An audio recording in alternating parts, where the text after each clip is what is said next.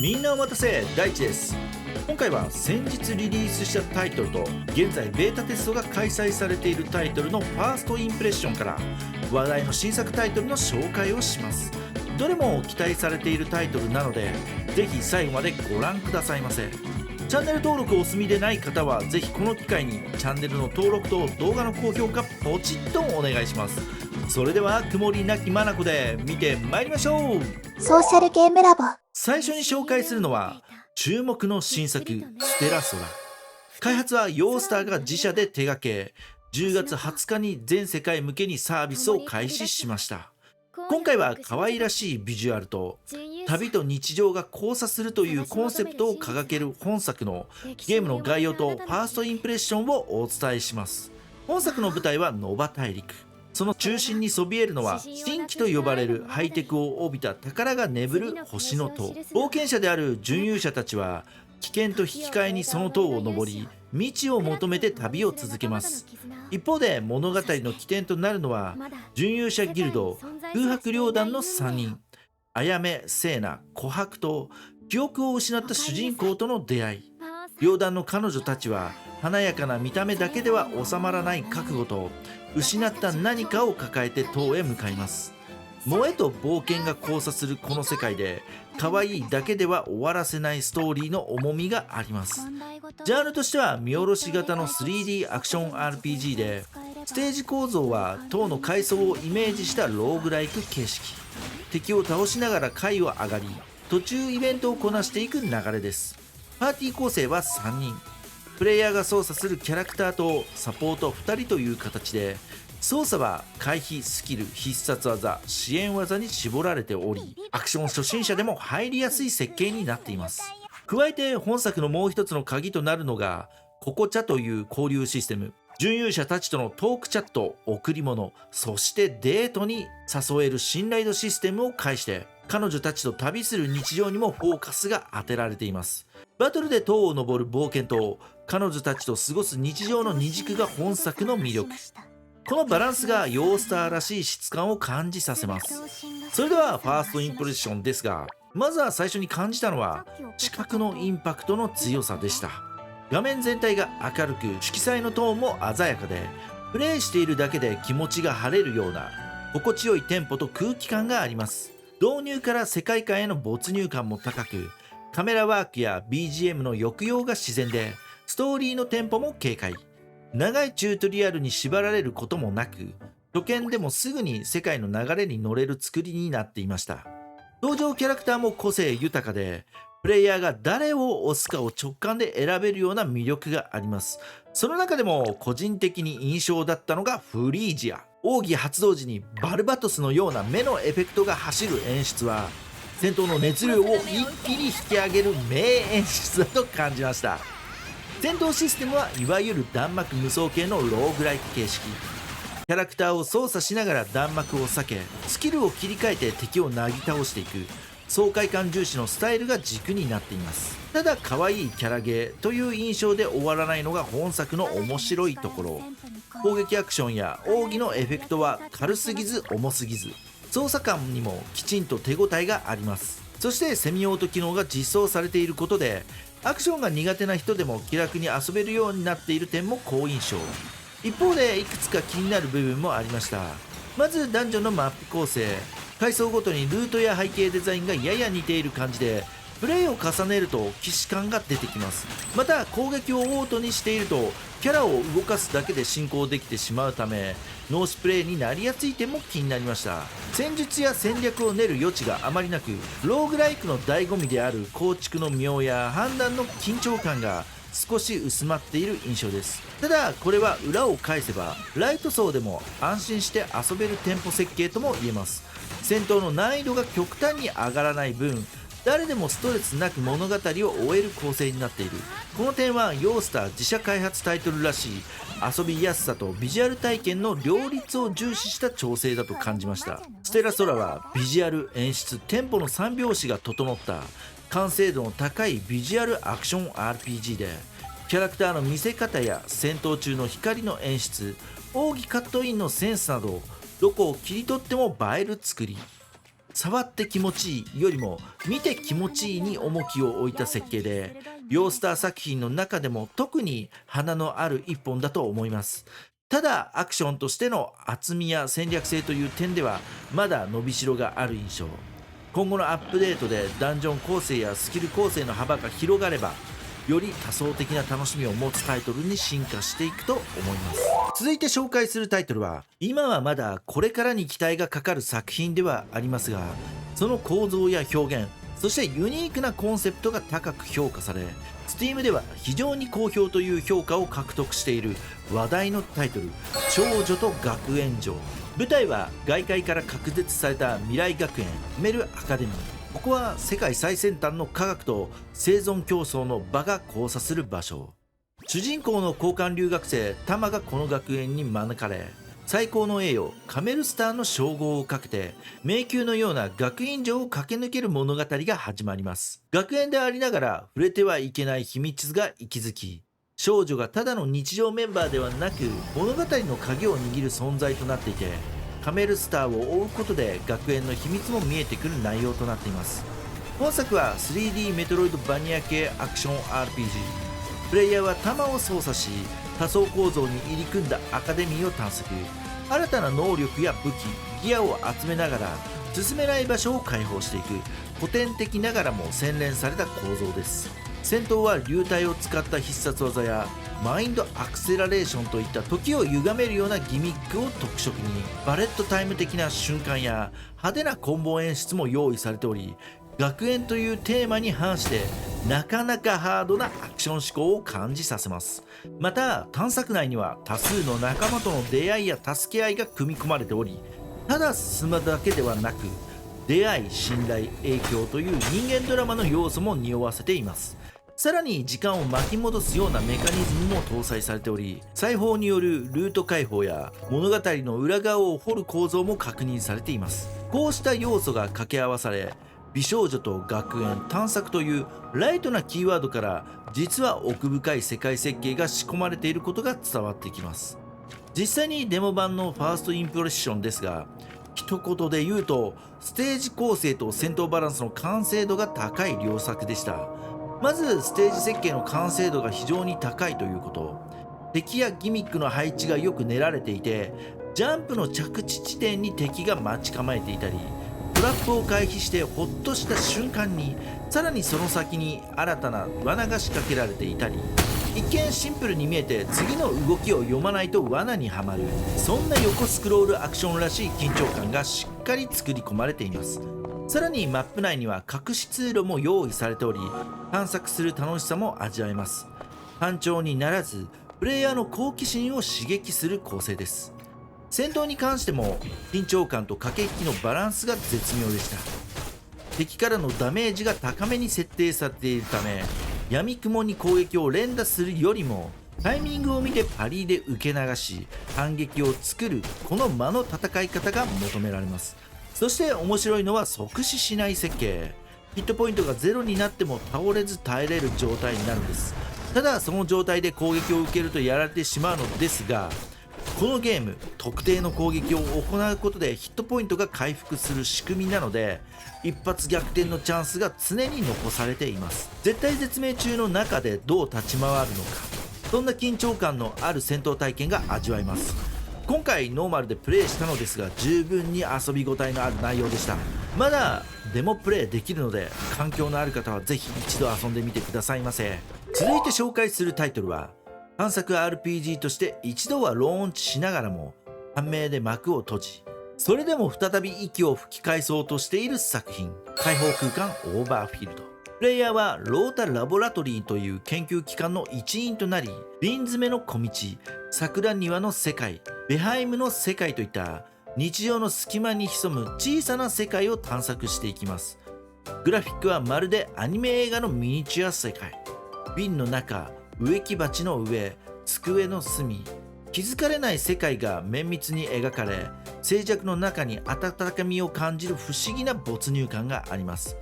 本作の特徴は、探索、箱庭、交流の3つの軸。テーマごとに異なる世界を冒険しながら、拠点のガーデンロータでは街づくり、素材生産、交流を行う。ただ進むのではなく暮らすように遊ぶという設計が魅力です。初回リリースは2024年10月。幻想的な雰囲気と丁寧なアートで注目を集めた一方、実際のプレイ面ではいくつかの課題が浮き彫りになりました。素材収集や育成店舗の重さ、クエスト動線の不明瞭さ、さらにはバグ報告も相次ぎ、グラフィックは美しいが遊びづらいという声が多く寄せられていました。セルランも400位台を維持し、リリースからわずか2ヶ月後にネットイーストの契約が終了。さらにサービスも幕を閉じることになります。しかしこの物語はそこで終わりません。2025年開発を手掛けるエコネコスタジオが自社主導で再始動プロジェクトを始動。公式 X ではベータテストの実施を告知し、新たなチームによる再構築が進んでいます。前回の課題をどう改善していくのか、 UI やテンポ、探索テンション、素材収集など遊びのリズムをどう作り直してくるのかが今回の最大の注目点です。実際にベータテスト版をプレイしてみて感じたのは、全体のコンセプトや BGM、キャラクターデザインの方向性は大きく変わってないということ、相変わらず美しい世界観と柔らかい音のトーン、そしてキャラの表情や仕草も丁寧に作られていて、やっぱりこのゲーム空気感いいなと感じます。操作性も悪くなく、探索そのものはしっかりと遊び応えがあります。この探索が今回のベータテストでも重要な要素になっていて、育成系コンテンツの開放も探索によって開放される仕組みになっていました。ギルド上の特定のポイントを見つけることでコンテンツが少しずつ開放されていく、遊びながら世界を見つけるゲーム設計になっています。多くのタイトルではプレイヤーレベルが上がると自然に開放される形式が主流ですが、このゲームでは自ら探しに行く必要がある。最初は少し戸惑うかもしれませんが、仕組みが分かってくると発見の喜びが強く感じられます。クエストのついでに探索ポイントを見つけるように遊ぶとテンポよく進められる印象です。次に気になったのは UI の見づらさ。おそらく世界観をきれいに見せるために UI が小さく白基調で透き通ったデザインに統一されています。確かに景観は美しい。ですがその分どこかを見れば何ができるのかが分かりにくい場面もあります。特に運営型タイトルの場合、クエスト動線や課金ガチャショップといったメニューの分かりやすさは重要。見た目の美しさと同じくらいプレイヤーの動線設計も洗練されるとかなり印象が良くなると思います。また育成のタイミングが少しつかみにくいのも気になりました。自由度の高いゲーム性なので好きな時に強化していいのかもしれませんが、今どこを目指しているのかという大きな指標がもう少し見えてくると遊びやすくなりそうです。またマップが細かい構造になっている分、カメラのズームアウト機能があると視認性が上がると思います。さらに UI の表示バグもあり、今後の調整ポイントになりそうです。おまけとして端末の発熱については視聴者の方からも質問がありましたが、今回のプレイではチリチリに熱くなるほどではありませんでした。ただし端末スペックによっては熱を持つ可能性もありそうです。総じて今回のベータテスト版は世界観と探索の楽しさをそのままに、再構築の方向性をしっかり感じられる内容で、 UI 周りや動線設計にもう少し改良が入ればこの幻想的な世界をもっと多くの人が楽しめる作品に仕上がると思います。といった感じです。でね、ちょっと尺が長くなってしまったので、別途改めて運営遺憾と再出発の舞台裏と題した動画を作ろうと思います。中国の大手企業とそれを取り巻くゲームスタジオといった感じの業界ドキュメンタリーみたいなものを作ろうと思いますのでお待ちくださいませ。ソーシャルゲームラボ。続いて紹介するタイトルは、中国武漢を拠点とする高品質なオリジナルアニメ制作会社として知られる YHKT エンターテインメントが送る海洋冒険 RPG ブリンダー。映像演出と美術設計がそのままゲーム体験に落とし込まれ、まるでアニメーション映画を操作しているような視覚体験型アクション RPG に仕上がっています。実はこのタイトル、このチャンネルで2023年にプロジェクト BB というコードネームで紹介していた作品でもあります。当時はまだ情報が少なかったんですが、やっぱり来ましたね。あの時の直感が間違っていなかった。当時は開発文字絵ゲームズとされ、詳細は伏せられていましたが、その後の調査と再発表によって中国を代表するアニメ制作会社 YHKT エンターテインメントが本開発を担っていることが明らかになりました。キャラクターのデザインや戦闘テンポ、重厚な世界観には当時から共通点が多く、今思えばブリンガーはプロジェクト BB の進化系だったと考えられます。物語の舞台は崩壊後の幻想世界ミルディア。光を操る者ブリンガーと影を生む者シャデッドが長きにわたる戦争を続けています。プレイヤーは記憶を失った少年リアンとなり、未知の武装エーテルギアを手に旅をする。 YHKT らしい独特の映像演出、灰色の廃墟に差す光、そして BGM やライティングに宿る静かな緊張感。この世界はただのファンタジーではなく、美しくも痛みを伴う偶話として描かれています。ジャンルはハイスピード 3D アクション RPG。 戦闘は回避、ジャストガード、スキル連携を軸に構成され、モーションやエフェクトの余韻、カメラワークの高級感、その全てに YHKT のアニメ制作ノウハウが息づいています。 IGN チャイナや中国メディアでは人格が変化するボス AI のギミックなど高度な演出技術が紹介されており、世界的にも話題を呼びつつあります。 YHKT はアクションは芸術であると語り、攻撃や回避、敵の崩れ落ちる瞬間まで音楽の一部として設計。この思想が海外コミュニティでも映像と手触りを両立した奇遇な作品と評価されています。プレイ感、印象、硬派と優しさの共存。テスト映像を見る限り操作レスポンスは軽快で直感的、敵の攻撃判定も正確でストレスのない芯のあるアクションに仕上がっています。同時に世界全体に漂う静けさが印象的。スピードと緊張の狭間でどこか人間的な寂しさが影を覗かせる。これは YHKT がアニメ制作で培ってきた光と影の演出がゲームに落とし込まれた結果だと感じます。ブリンガーは単なる新作ではなく、2023年に姿を見せたプロジェクト BB という原石が2年の時を経てアニメスタジオが生み出す映像表現と職人技のアクションが融合したまさに動かす映像作品となっています。興味ある方はぜひ公式サイトなどをチェックしてみてくださいませ。続いてのタイトルはホヨバースが送る全く新しいタイプのライフシミュレーション RPG プチッとプラネット。原神やスターレール、前列ゾーンゼロを手掛けたスタジオが今度は戦いではなく生きるをテーマに挑戦してきました。派手なバトルではなく心に静かに響くような小さな日常を描く一作。舞台となるのは宇宙の片隅に浮かぶ小さな惑星プチプラネット。プレイヤーはプラナと呼ばれる生命体となり、星の上で暮らしながら植物を育て仲間と交流し、少しずつ世界を発展させていくという穏やかな物語が展開します。特筆すべきはこの世界のスケール感。惑星一つのサイズは手のひらに収まるほど小さいのに、内部では天候、昼夜、生態系が全て動いているという、まるで箱庭の中の宇宙です。プチという名に反してその中に広がる可能性はどこまでも大きいと感じました。プチプラネットはジャンルとしては AI ライフシミュレーション RPG。 プレイヤーが育てる惑星は他プレイヤーの星と非同期でつながっており、雲の流れや環境音、季節の変化さえもリアルタイムで連動しています。ホヨバースがこれまで培ってきたビジュアル表現技術、特にライティングと物理ベースのマテリアル描写は健在で、朝露の光や木々の揺らぎが呼吸しているように見えるほど、また AI が住民の行動を自律制御しており、一人一人が意識を持った存在として生活を送っています。誰かが釣りをしていたり、音楽を奏でていたり、悩みを抱えて座っていたり、その何気ない瞬間にふと心を動かされる、そんな体験を目指しているのがこのゲームの核心です。プチプラネットのプレイサイクルは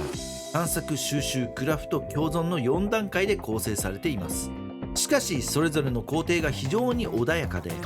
例えば木を植えるにも風向きや気温、地形を考えなければいけない。つまり単なる作業芸ではなく、自然と対話するようリズムで遊ぶことが求められます。音楽にも注目で、作曲はホヨミックスの新チームが担当。音で心を整えるをテーマにピアノと木管楽器を基調にした柔らかなサウンドが流れます。 BGM が途切れた瞬間の風の音までもが作品の一部になっており、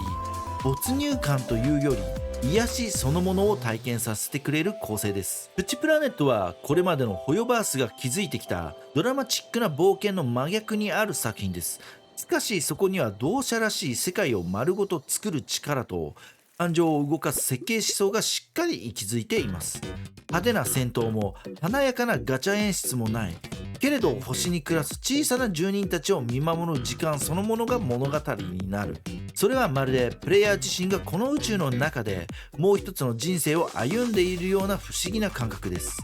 プチプラネットはゲームというより時間と心を癒すインタラクティブアート。疲れた時ふと星の風に当たりたくなる、そんな優しさに包まれた一本です。気になる方はぜひ公式 X をチェックしてみてくださいませ。ソーシャルゲームラボ。はい、今回は新作レビューやベータテストレビュー、さらに新作紹介などバラエティに富んだ内容でしたがいかがでしょうか。個人的には開放空間まったりできるゲームだったので期待しています。そしてみんなの注目作、気になっているゲームがあればぜひコメント欄で教えてくださいませ。次の動画のテーマになるかもしれません。ということでチャンネル登録をお済みでない方はぜひこの機会にチャンネルの登録と動画の高評価ポチッとお願いします。それでは今回はこの辺でご視聴ありがとうございました。次回もお楽しみに。